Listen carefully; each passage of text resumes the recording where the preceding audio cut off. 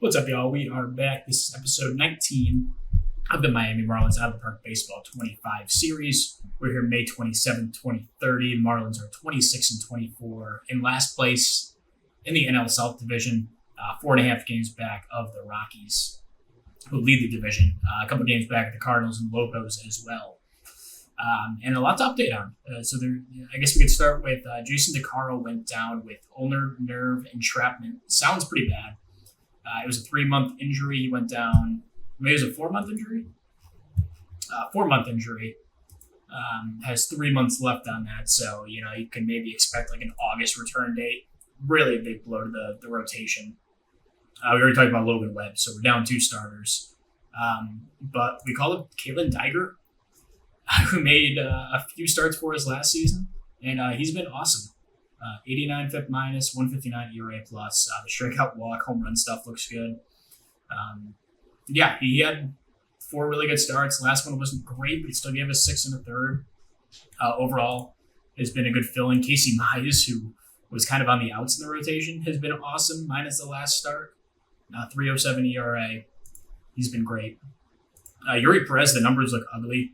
They were somehow even worse through April. 7.12 ERA. Just way too many home runs so far in May has looked a lot better. So, he's kind of a notorious slow starter, it seems. Although last year he got off to a good start.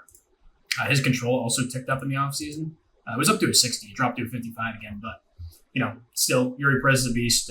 Expect him to have a good rest of the first half and rest of the season. Eric Spiegel's been a little disappointing. We've now dropped his pitch count to 85 pitches. It's been a rough start to the year, but the FIP still looks pretty good. We just got to hope he keeps improving. Luzardo has been up and down, had a really good start last time overall in the season. Not looking great. The FIP still looks good, just as it did last year. If he could be a league average starter for us, that'd be great. And then we talked about Mize. So that's the rotation at the moment. The bullpen has been pretty solid outside of a few guys. Gavin Williams has been a great pickup. He's now in the closer's role. He's been excellent.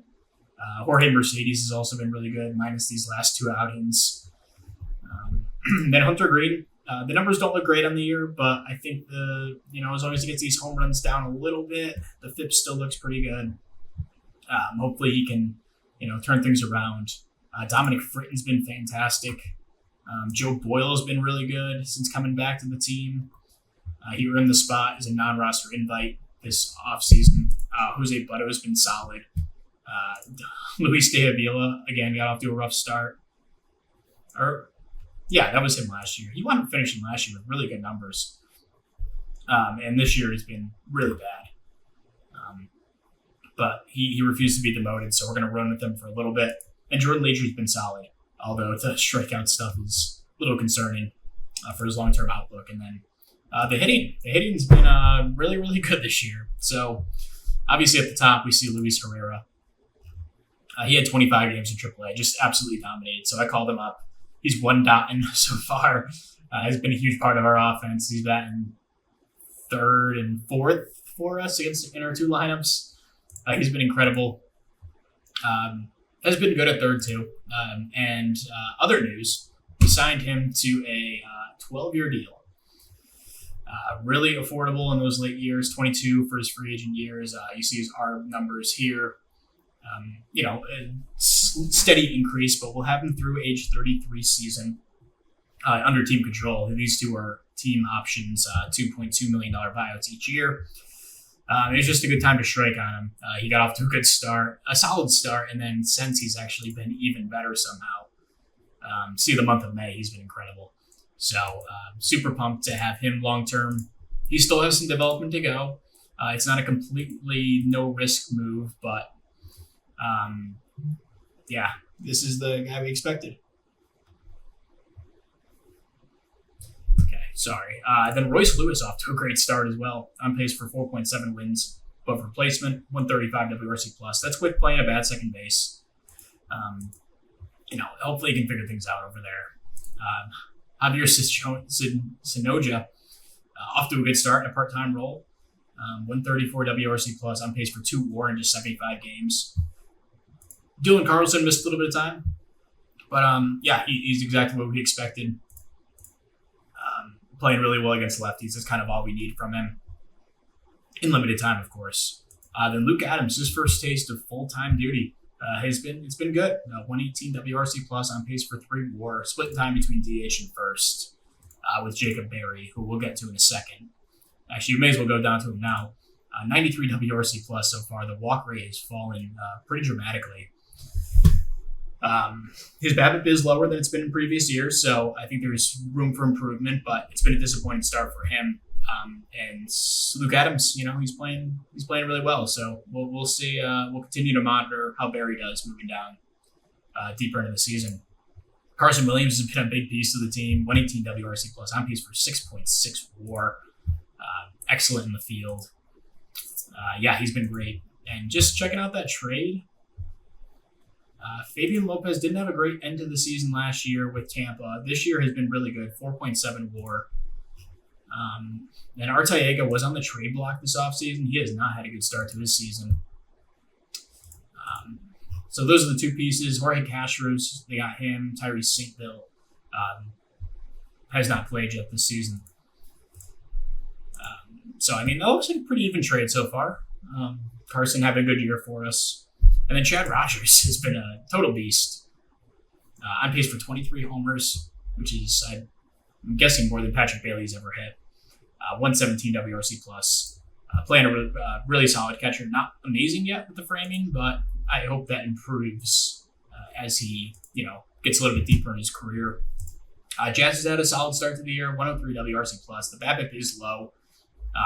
We're hoping for some positive progression. And on pace for 39 homers. So as long as he stays healthy, all should be good. The defense is still fine out and right. Trey Sweeney has had to play some left field here, and he's been fine out there for the most part. Learn on the fly, but he's been a league average hitter. A nice player for us. And Zidane Rafaelis had a disappointing start to the season. Had to play a ton of center field. I'd rather use him in a super utility role, but he's still played all over the field this season. Jordan Westberg has had a tough start to the year, but hasn't gotten a ton of playing time, only on pace for about 200 plate appearances, 79 WRC plus. We're going to keep rolling with him for a little bit more. And then Rafael Marchand's been kind of a disaster behind the plate. So Jonathan Wilson, I believe last time I checked, he was playing well. Yep, he's still hitting really well. So he could get a call up soon. Rodney Green got hurt. He's on a rehab assignment. I just don't really have a spot for him at the moment. So we're going to kind of let that play itself out in AAA for the moment. He's 27 at this point, so he's getting old. Nordo Watkins has been disappointed in AAA too. I kind of rushed him up there. The eye is fantastic, though. 20% walk rate down there, man. It's pretty incredible. He wants to be playing in the majors, so maybe he's just getting bored. But again, our outfield's kind of clogged at the moment with Sweeney playing some left and Herrera taking over at third. So that's that. I did go and promote some pitchers and stuff. A couple guys who stuck out to me. Alexis Cedenas had a pretty good start in AAA. The FIP isn't as pretty, but that's pretty much due to the home runs, I think. But he's been solid down there. Ethan Wheeler's gotten off to a nice start in AA. As for AAA, Ian Seymour has pitched well. A guy that I added to the 40-man this offseason. We just don't really have a spot for him on the team. But he could take over for De La Vila if he continues to struggle. Then I have to go through the hitters and kind of promote them at this point. But yeah, that's where we are. 2 months into the season. In last place, but within striking distance for sure. And I think if our, with Luis Herrera back, are kind of in the lineup full time, and hopefully some of these pitchers start pitching a little bit better, and Dykert and Mize can keep this up, we should be in good shape. I think we're 5th in runs against, 6th in runs scored. I have to imagine our run differential is pretty decent. Yep, plus 38. We've underachieved by 3 games so far. Best run differential in the division. So I think there's better days ahead for us. But we're going to keep moving forward. We'll be back with another update soon. All right, so we're here at the All-Star break. Still middling, 44 and 45. 3.5 games back of the Rockies for the division lead. Just came off a brutal series against Atlanta. We were swept, and none of the games were particularly close. But, I mean, there's good things. Eduardo Watkins is up with the team. I kind of just pulled the plug on the Trey Sweeney thing. I wound up trading him away for kind of nothing just to get his contract off the books. But at least he provided us some on-base stuff. The strikeouts are a little out of control at the moment, but hopefully he can stabilize. Luis Rivera continues to play really well. Royce Lewis is having a good year still. Carson Williams has still been good. So there's a lot of good things. Jazz has been fine. Luke Adams has 24 home runs at the All-Star break here. Chad Rogers has been great. So, I mean, a lot of good. But Jacob Berry continues to struggle. 86 WRC plus at this point. Rodney Green just came back from injury. Nothing really much to say about him. And then the rotation, Yuri Perez has been a lot better. Still not a great season, though, overall. Casey Mize continues to pitch well. Jesus Luzardo has been really good. He's kind of reformed his career here. He's striking out 9 guys per 9. The walks are up a little bit, but he's suppressing the home run ball still. We'll see if he can sustain this, but so far so good from him. And then Eric Spiegel's been pretty disappointing here in year 2. The BABIP's really high, so hopefully that comes down. Then we just put Hunter Green in the rotation. We'll see how that goes. We lost another starter, Kalen Dygert. Second straight year with the season-ending injury. He made 10 starts, 51 innings, really good season. But unfortunately, torn flexor tendon. It's a 14-month injury, so he'll miss all of this year and then a substantial portion of next year. Jason DeCaro will be back in 6 weeks, so that's a good thing. But yeah, 5th in runs against, 8th in runs scored. I expect the offense to be better than this. Hopefully it still can be, but overall disappointing offensive season. The top end's been really good. Even the middle, Jazz, Adams, Rogers have been good, but Berry's been a big disappointment coming off the injury last season. Still hopefully he can turn things around. The BABIP is low. But he's in the 9 hole right now. But Rafael has also been good. He's back in the super utility role that I like him in. His ratings have really dropped off, but still a good player. Jonathan Wilson's up. We pulled the plug on Rafael Marchand. 7 plate appearances, yet to have a hit. And Jordan Westbrook's still up with the team for leadership, and he can play some positions. And then the bullpen, Gavin Williams continues to be good. Joe Boyle's been awesome. Tommy Fritton's been fantastic. So those 3 guys have been good. Hunter Green's been a little bit of a disappointment. I hope things improve for him, but so far has not been a great signing. Jose Butto has been fine enough. Jordan Leisure has been fine enough. Mercedes went through a really, really horrible patch in May. 7.84 ERA. But he's stabilized since. The ERA is still hovering around 5 at this point. And then Jason Flores, former second-round pick, called him up. He made 3 appearances as a follower just because we didn't really have a rotation option at the time. And he was really good in all 3 appearances. So maybe we have something in Jason Flores. He's out of the rotation for now. We're going to try out Hunter Green and see how he does. He was getting upset that he wasn't in the rotation, so I want to give him a shot. DeSources got up to AAA, was playing well, and then looks like he's fallen off a bit. But he crushed AA this year. Luis Garcia's up to AAA. Jesus Flores was crushing high A, so called him up to AA. He's been really good there, too. Could see an appearance in the majors, maybe as early as later this season. Luis Rosado's struggled in high A, but he's improved recently. Mike Stahl, Vince Krafts, both those guys made it up to high A. Vince Krafts has been pretty good. Not ready to call up yet, in my opinion.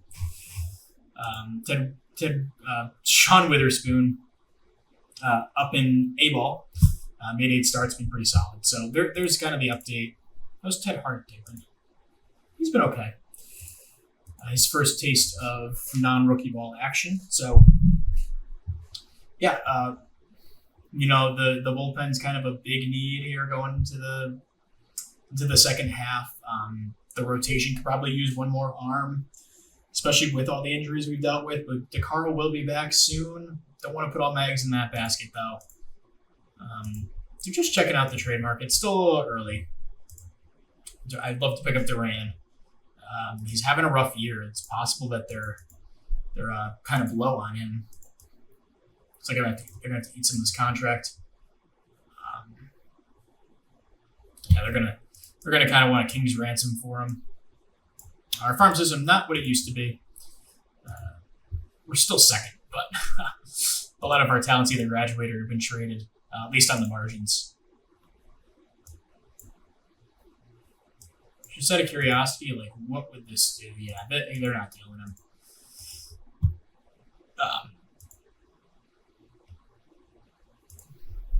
Andrew Abbott's a guy who dominated us last playoff.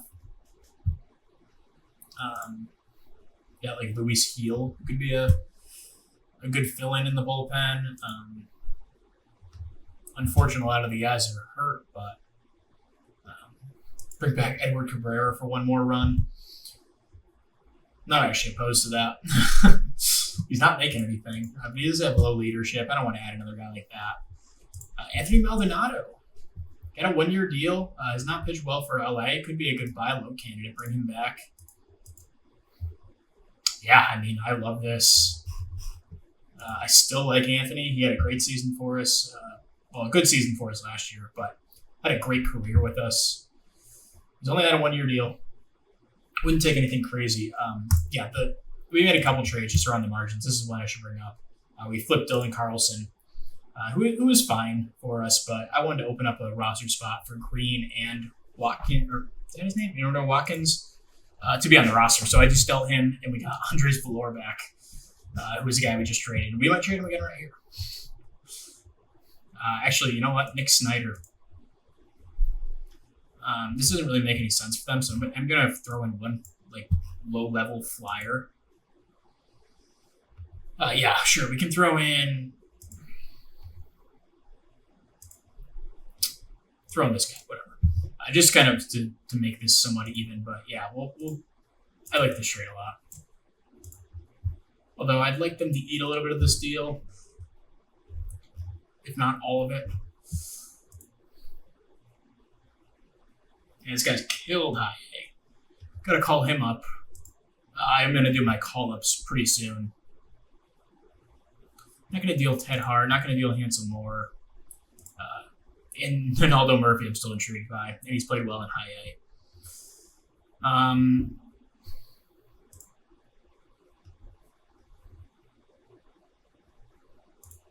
About 50%. I'll eat half this deal.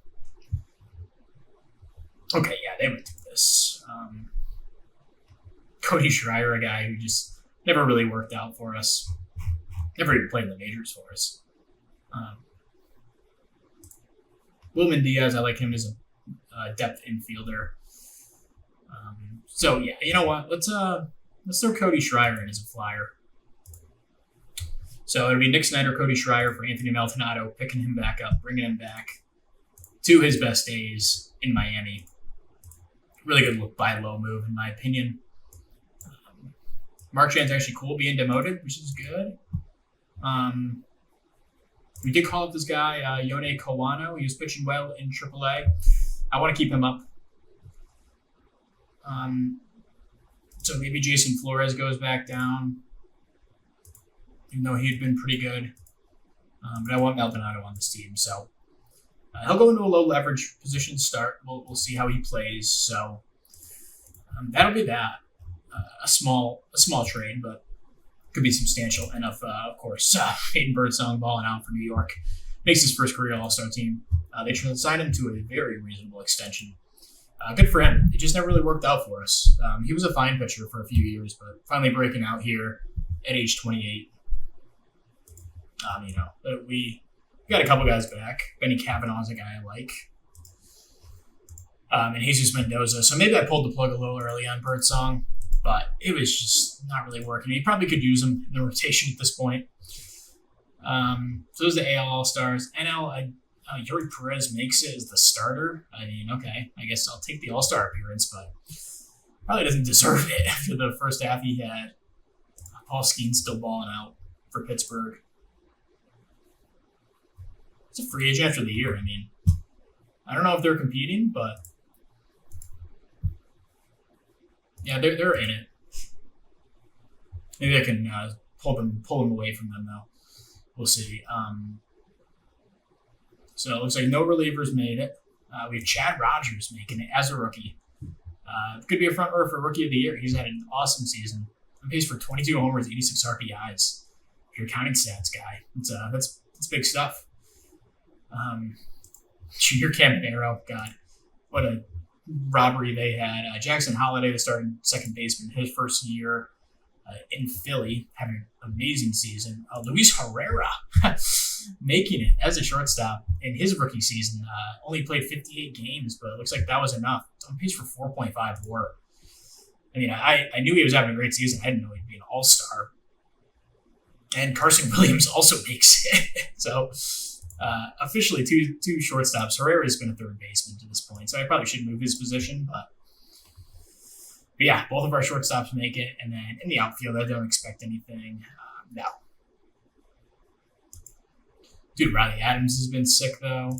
Heston Kierstad's been awesome in the save. Jordan Walker continues to be a beast. Although he's playing some first base right now. What happened to his outfield? He used to be a good outfielder, I believe. Looks like he just fell off a cliff. Very interesting. He's only 28. Maybe it could be the injuries. He's fragile. It's very possible.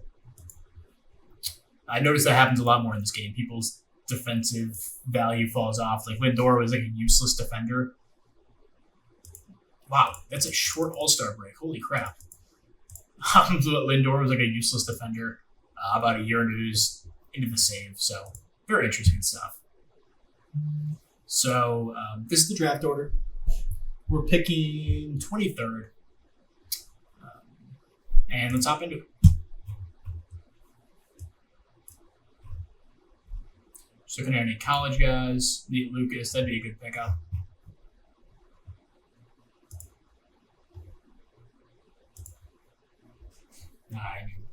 This guy fell to me. This is my type of guy. Multiple pitches, really good upside. I doubt he makes it to 23 though. Although they took this guy first, so fastball, sinker, cutter. Geez, good luck. That's a reliever. This guy's really good. Wow.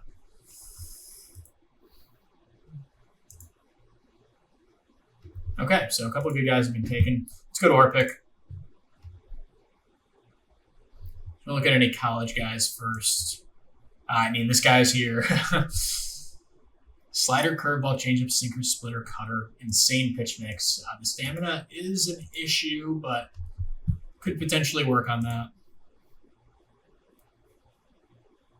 Jamie Casey. Decent arm, just kind of a toned-down version of that other guy. Fastball, sinker, and curve.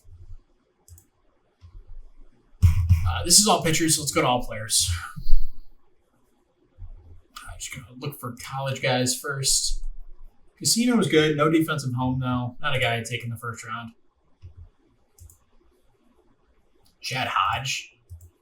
Kind of a beast at the plate, but not a great defender. Yeah, I mean, this guy's got to be the pick, right? TJ Bushrod. I love my catchers, but little rich. You can just add another one of these sluggers with K issues. So if we don't have enough of those in the system.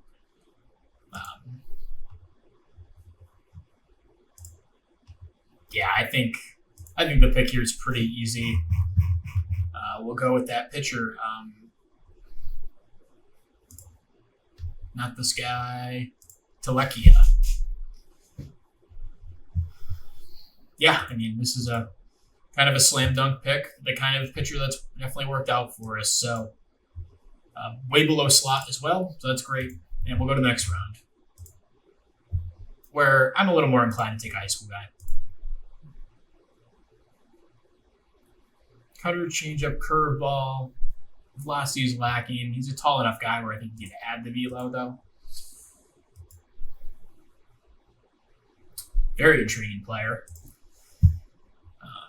Fastball, curveball, sinker, 3-pitch guy. Not a huge fan of those.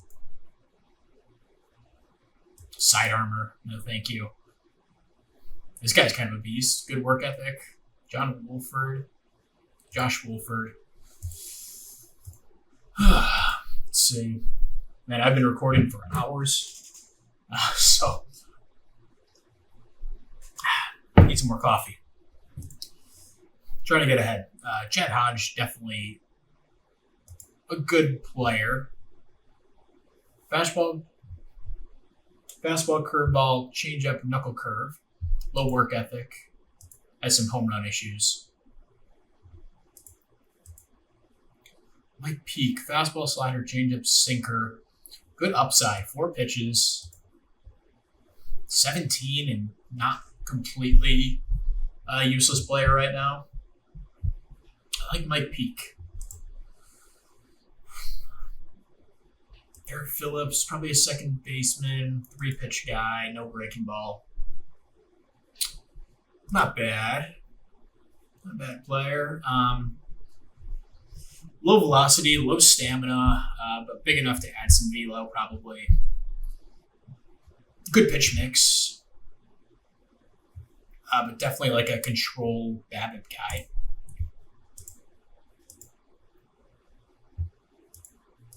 I do like Jamie Casey.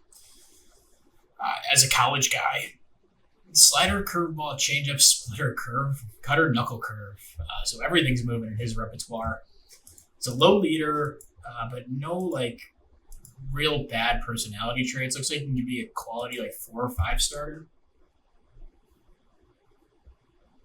Good command. I like Jamie Casey, and he's durable. He could just be a complete workhorse for us.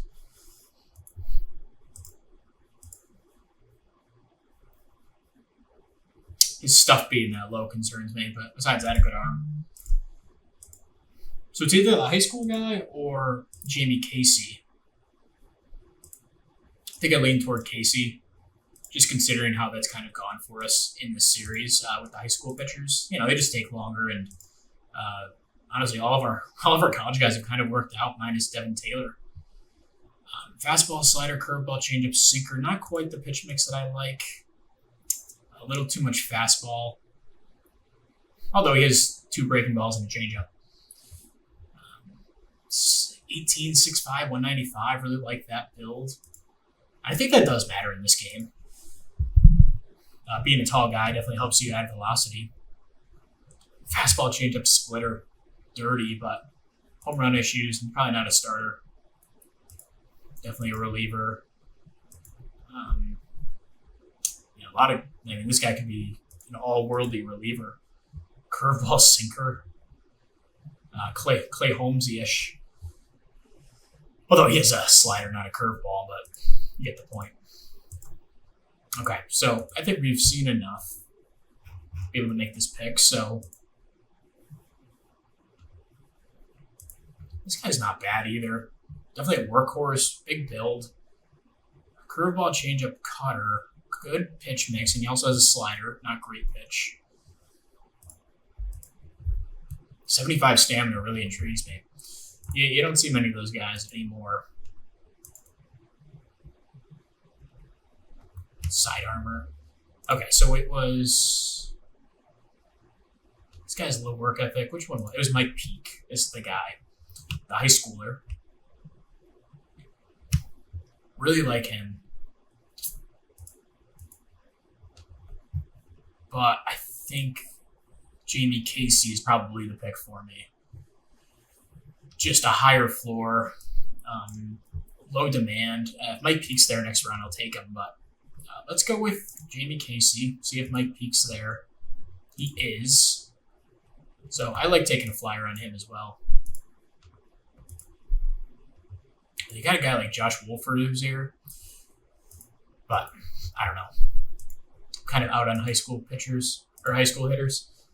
This guy's also incredibly intriguing. I don't know why I didn't even look at him.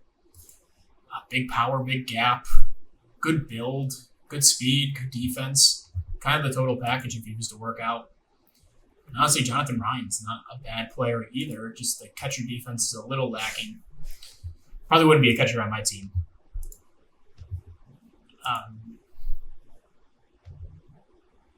I really like Mike Peake, though. He's so young, fastball, slider, changeup, sinker. Not like an ideal pitch mix by any means.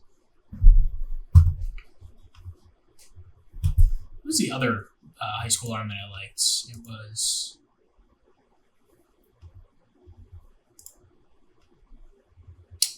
Gone through so many guys, it's tough to keep track. He might not even be here either.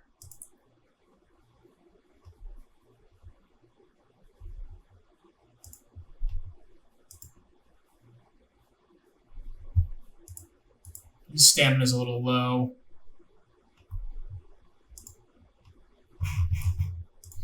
Kind of feel like taking a risk on this guy. Josh Eppinger.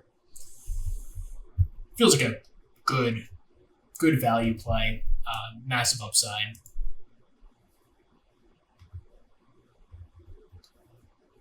And then the guy I wanted was... Who's the other guy I was looking at? Shoot, I lost him.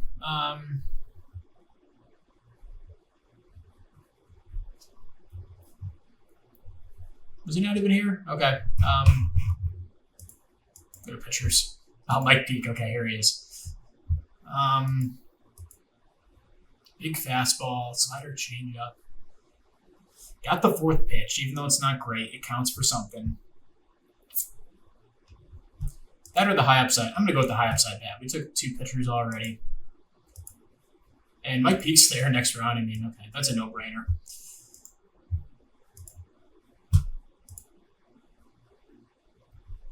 I know he has low work ethic, but this might be a good risk. Fastball, curveball, changeup, disgusting knuckle curve. Good enough build. He already has good velocity, just low work ethic. There's a world he works out for sure.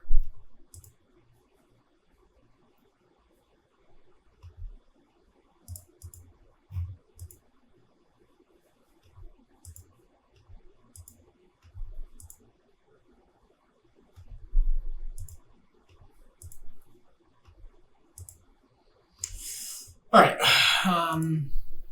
I'm gonna go off camera and do the rest of the draft because there's a lot of guys here to sift through. So yeah, we'll come back with the results. It's round 5, so it's not crazy or anything, but yeah, we'll come back with the results after I go through. All right, so I went through and tried to make some trades, but we have virtually no money to work with. We have like just under $1 million. Jeez, our attendance is way down. Yeah, we have like no money to work with for this season, and I don't really know where we try to upgrade. I called up Sebastian Norman to see if he can give us a little bit of juice. We lost Carson Williams to a fractured foot about a week ago, so he'll be out for another few weeks. We also lost Xavier Sonoja. Jacaro should be back in 2 to 3 weeks. So some guys are coming back, but we're just going to have to ride it out for now. There's really no trades out there. I just made a very minor one. Just getting a guy off the roster that I think was a little... we didn't really need him. So where the heck was the guy I just got? Okay, give me 1 second. It was... So we flipped Jordan Leisure, who number on the surface look okay, but the FIP and the underlying metrics don't look great to me. So I flipped him for this guy, Eric Wheeler, who's like he could be a potential multi-inning reliever or a long man or just a guy who can make a spot start here or there. He has a couple option years left, so that's definitely useful, and it clears Leisure off the roster. So I can call up Ian Seymour. We had to hope Maldonado. He had a couple rough games since coming over, but hopefully he improves. Mercedes has been better since a tough, middle of the season. Gavin Williams, Joe Boyle, Dominic Fritton have been fine, and Jose Butto's been okay too. And Hunter Green has been really surprising since stepping in 3 starts. 2 of them really good, and the other one is fine. So he's provided a little bit of stability. Eric Spiegel, still need him to step it up. Yuri's been much better recently. Casey Mize had one stinker here. Besides that, it's been good this season. And then, the lineup, it's not pretty at the moment. Jacob Berry's been a huge disappointment, and it really sucks because he's due for a raise in arbitration, of course. Already making $7.3 million. He'll hit free agency after next season, so he's really going to step things up here, or he may be a trade candidate, or we non-tender him just because we don't really have any other options at that price point. I guess we can bring him back and hope for a rebound, but our lineup is looking pretty rough at the moment with all those guys out. I might actually have like Chad Rogers clean up for the moment. He's been probably our third best hitter this season with the guys that are out. So, we're relying on Royce Lewis, Luis Herrera, Chad Rogers, Nordo Watkins, who hasn't done too much yet. Jazz has been okay this year, hitting a lot of home runs. Luke Adams, same story. Jordan Westburg's had to step in as our starter. He hasn't been anything special. We have Sebastian Norman up, who's added to the 40-man this offseason, has some power upside.